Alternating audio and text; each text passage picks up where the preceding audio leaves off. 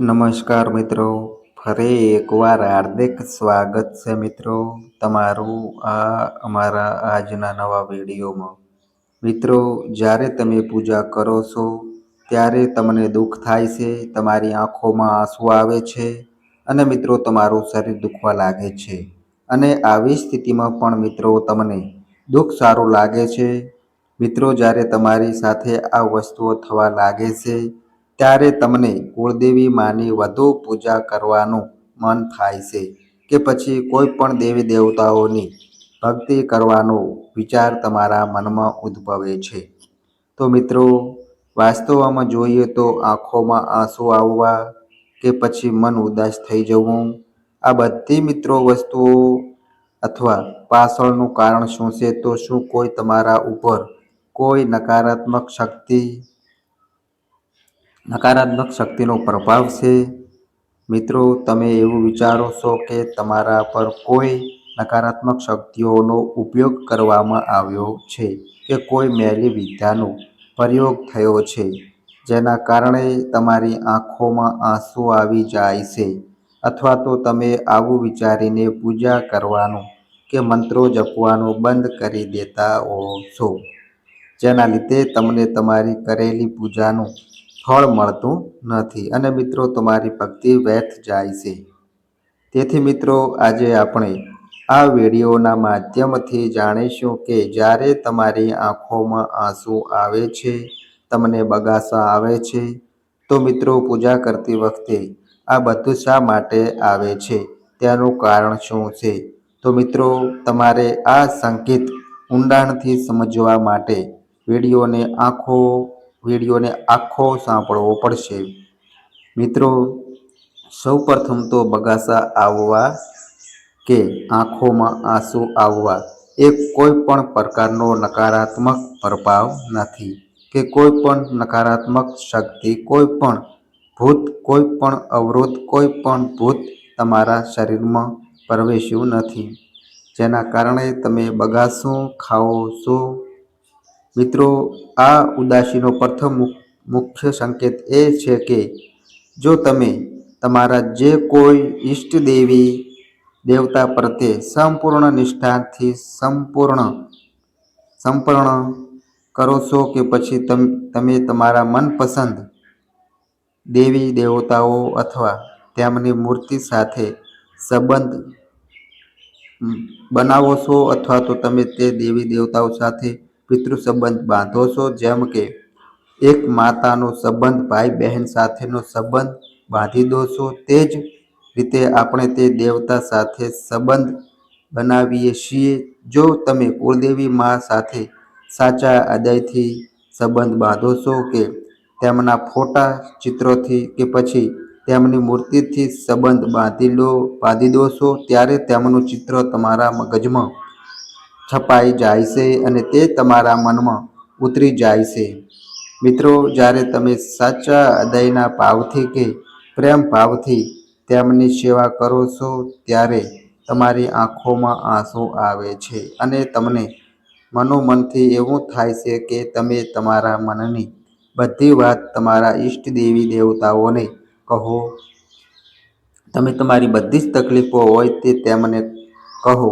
મિત્રો, એવું પણ ઘણા લોકો સાથે થાય છે કે જ્યારે તેઓ અવસ્થામાં પહોંચે છે ત્યારે તેઓ પ્રસન્નતા અનુભવે છે, તેમની આંખોમાં આંસુ આવે છે, પછી જ્યારે તેઓ તેમના ઈષ્ટ દેવી દેવતાઓની સામે તેમની પીડા રજૂ કરે છે ત્યારે મિત્રો તેમની સમસ્યાઓનો ઉકેલ પણ તે સમયે તેમને મળી જાય છે। તો મિત્રો, પછી મનનો ભાવ જે છે તે તમારી શ્રદ્ધા છે તે શ્રદ્ધા સાથે તમારા મનમાં તે દેવતા પ્રત્યે એટલી લાગણી ઉત્પન્ન થાય છે કે તમારી આંખોમાં આંસુ આવી જાય છે અને તમને રડવાનું મન થાય છે। અને મિત્રો, જે બગાસું તમને આવે છે તેના પણ ઘણા કારણો છે, પરંતુ મિત્રો તે સકારાત્મક કે નકારાત્મક નથી હોતા। મિત્રો, જ્યારે તમે ધ્યાન કેન્દ્રિત કરો છો ત્યારે જો તમે તમારા આજ્ઞા ચક્ર પર ધ્યાન કેન્દ્રિત કરો છો અથવા કોઈ પણ એક બિંદુ પર ધ્યાન કેન્દ્રિત કરો છો, તો તે સમયે તમારા આજ્ઞાચક્ર પર ઘણા બધા વિચારો ફરતા રહે છે અને તે વખતે તમને અલગ અલગ વસ્તુઓ દેખાય છે. મિત્રો, તમે તમારા વિચારોમાં તમારા સંબંધીઓ, આસપાસના પડોશીઓ કે પુત્ર-પુત્રીની ઘટનાઓ જુઓ છો. જે બનવા જઈ રહ્યું છે તમે તે વસ્તુઓ જુઓ છો અને સાંભળો પણ છો, જેના વિશે તમે ઘણું જોયું અને સાંભળ્યું છે. મિત્રો, જ્યારે તમે ધ્યાન કરવાનું શરૂ કરો છો, ત્યારે એક એવી સ્થિતિ આવે છે જ્યારે તમે તે સમયે તમારા આજ્ઞાચક્ર પર સંપૂર્ણ ધ્યાન કેન્દ્રિત કરી શકો છો. ત્યારે બધું ઘટવાનું શરૂ થઈ જાય છે. જ્યારે મિત્રો તમે તમારા આજ્ઞાચક્ર પર ધ્યાન કેન્દ્રિત કરો છો, તો તે સમયે તમને તમારા ઈષ્ટ દેવી દેવતાઓના દર્શન થવા લાગે છે અને તમારું મિત્રો ધ્યાન તે બિંદુ પર કેન્દ્રિત થાય છે.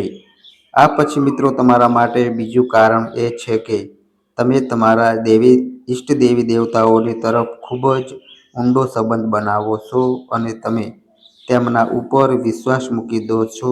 તો ત્યારે પણ તમારી આંખોમાં આંસુ આવવા લાગે છે. તો મિત્રો, જો તમે માતાજીના માંડવામાં ગયા હોવ કે જ્યાં તેમની જાતર અને રમેલ થઈ રહી હોય તે જગ્યાએ ગયા હોવ, તેમજ ત્યાં માતાજીના માંડવામાં દેવીમાં ભક્તો પ્રસંગે સુધરવા કે શુદ્ધ થવા માટે ચોકી બાંધે છે, તે ચોકીઓ પર ગયા છો કે જેના પર દેવી દેવતા સવારી કરે છે, જેમ કે માતા કાલી સવારી કરે છે અથવા કોઈ દેવતા આવે છે, તો હવે તમારે જોવાનું કે જ્યારે માતાજીની સવારી આવે તે પહેલાં માતાજીનો ભક્ત કે ભુવા જોરદાર બગાસા કાઢે છે. તેમના પણ પગ ધ્રુજવા લાગે છે અને આંખોમાં આંસુ આવવા લાગે છે. તો પછી મિત્રો આવું કેમ થાય છે? કારણ કે મિત્રો આપણું મૂલાધાર ચક્ર હોય છે તે ચક્ર જાગૃત અવસ્થામાં હોય છે અને આ મૂલાધાર ચક્ર તે વ્યક્તિના શરીરમાં ત્યારે જ ખુલે છે જ્યારે કોઈ સકારાત્મક ઉર્જા તે વ્યક્તિના શરીરમાં પ્રવેશ કરે છે અને ત્યારે તે કોઈ પણ કારણે ઘટના બને છે. મિત્રો, જ્યારે દેવતાની શક્તિના તરંગો આપણા શરીરમાં પ્રવેશ કરે છે, ત્યારે સૌ પ્રથમ તેઓ મૂલાધાર ચક્રને સક્રિય કરે છે. તેઓ તેને જાગૃત કરે છે અને તેઓ તેને સંપૂર્ણ રીતે જાગૃત કરે છે અને જ્યારે મૂલાધાર ચક્ર જાગૃત અવસ્થામાં હોય છે તે સમયે તેમજ કોઈ સાયકલનું ટાયર ફરી રહ્યું હોય તે પ્રકારનું થાય છે અને તે એ છે કે જ્યારે દેવતાના સકારાત્મક તરંગો તમારા મૂલાધાર ચક્ર પર પડે છે, તે આકર્ષાય છે, પછી તે મૂલાધાર ચક્ર જાગૃત થાય છે મિત્રો અને તે ફરવા લાગે છે. જેના કારણે શું થાય છે કે જ્યારે પણ દેવી દેવતાઓના સકારાત્મક તરંગો તેના પર પડે છે, ત્યારે તમારા મૂલાધાર ચક્રને એવી રીતે સ્પર્શવામાં આવે છે જેના કારણે પણ બગાસા આવે છે. તેમજ ઘણા લોકો જ્યારે ભજન કરે છે ત્યારે પણ તેઓને બગાસા આવવા લાગે છે અને જ્યારે તેઓ કોઈ મંત્રનો જાપ કરે છે ત્યારે પણ તેઓને ફરીથી બગાસા આવવાનું શરૂ થઈ જાય છે. મિત્રો, તેઓએ જે સ્થાન પર મંત્રનો જાપ કર્યો હોય અથવા એવા સ્થાન પર પૂજા કરી હોય જ્યાં સકારાત્મક ઉર્જાનું પ્રતીક છે, એટલે કે જો તમે તે સ્થાન પર પૂજા કરી હોય તો તે સ્થાન પર તેમને જ પણ મંત્રનો જાપ કર્યો છે, તે સ્થાન પર પણ તમને આવી રીતે બગાસા આવી જાય છે અને શરીર પણ ધ્રુજવા લાગે છે. મિત્રો, જ્યારે કોઈ દેવી દેવતાઓની સવારી આવવાની હોય છે ત્યારે આપણું શરીર આ બધા સંકેતો આપે છે અને આ એક પ્રકારના કોઈ નકારાત્મક શક્તિના સંકેતો નથી હોતા, પરંતુ આ એક સકારાત્મક ઉર્જા છે જે તમારા શરીરમાં પ્રવેશ કરી રહી છે. અને આ સંકેત તે માટેના છે મિત્રો, જ્યારે પણ કોઈ શક્તિ જાગૃત થાય છે ત્યારે તે મૂળાધાર ચક્ર પર જ સ્થિર થાય છે, જેના કારણે ભક્ત હોય કે વ્યક્તિ, તેઓને આ પ્રકારના બગાસા આવે છે અને શરીર ધ્રુજવા લાગે છે. તેમજ મિત્રો આખા શરીરમાં કંપારી આવવા લાગે છે. તો મિત્રો આ તો એવા લોકો માટે હતું જેમને બગાસા આવે છે, શરીર ધ્રુજવા લાગે છે. પણ આ સિવાય પણ જો વ્યક્તિ દુઃખી રહેતો હોય, પરેશાન રહેતો હોય તો બીજા ઘણા બધા પણ કારણો છે જેના લીધે તે દુઃખી રહેતો હોય છે, અથવા તો તેમના ઈષ્ટ દેવી દેવતા કે કુળદેવી માના મંદિર ઉપર બેસતા જ તેને આ બધા સંકેતોનો અહેસાસ થવા લાગે છે. તો મિત્રો બાકીના આવા ઘણા કારણો બહાર આવે છે જે આપણા અનુભવો અને સાધનાના માર્ગ પર અથવા સાધનાના આધારે આપવામાં આવે છે. મિત્રો આ બધા સંકેતો જે ફક્ત ભક્તિના માર્ગ પર ચાલી રહેલો છે તેને વધુ પડતા જોવા મળે છે. જેમ કે સપનાની વાત કરીએ તો દરેક સપનાનો અલગ અલગ અર્થ થાય છે, અને આ બધા સંકેતો જે કોઈ ભક્ત માતાજીની કે કુળદેવી માની ભક્તિ કરી રહ્યો છે તેના ભક્તિના આધારે જ મળે છે.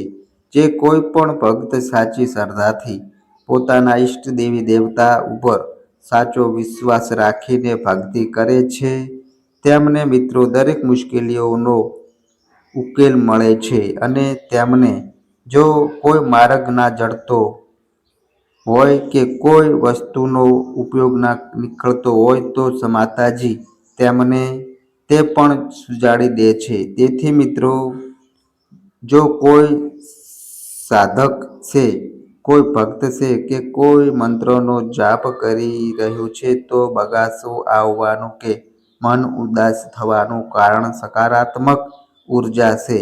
અને જ્યારે મૂળાધાર ચક્ર જાગૃત થાય છે ત્યારે આ બગાસું આવે છે.